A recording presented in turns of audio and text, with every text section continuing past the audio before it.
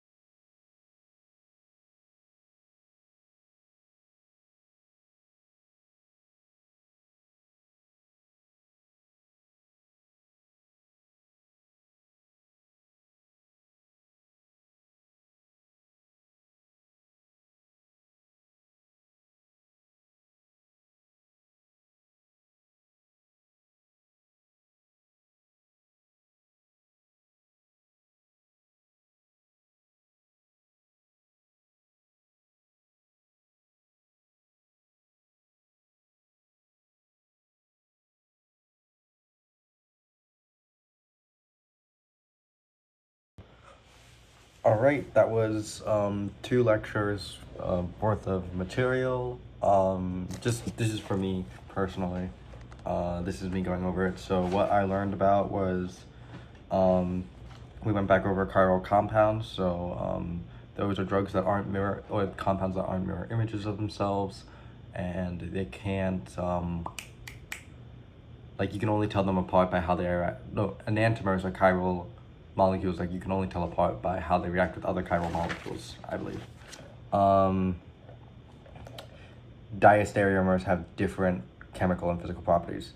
And to isolate two enantiomers, you use a diastereomer and like you introduce it into the mixture, and the enantiomers will react differently to the singular chiral molecule. So obviously you'll be able to separate them, and then you make two diastereomers, which then you can separate because they have different chemical and physical properties. And then you introduce like some compound that gets rid of one of the diastereomers if you need to like fully separate them.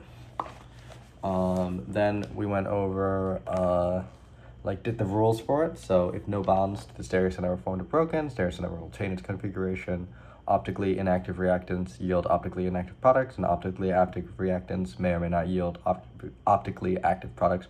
Optically active means, I believe it means it's an enantiomer. Like it has an enantiomer, so it's like double R, double S, or like all its stereoisomers are like RS, or no. Yeah. Then we went over halogens. If a molecule has a planar symmetry, it is optically inactive and is therefore a meso compound. That goes over that. Then that was the end of that, and then there's haloalkanes. So how haloalkanes react. They have substitution or elimination reactions. We're going over substitution right now.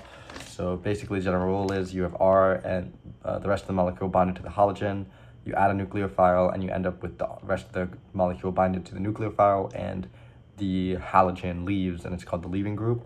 There are two mechanisms there are three mechanisms total. Two we care about. You either break then form, or you break and form at the same time. And if you break and form at the same time, the molecule that comes in and the molecule that breaks off they have to be at like a 180-degree angle. And then there's two types of substitution: SN1, SN2. SN1 likes higher degree carbocations, so like tertiary,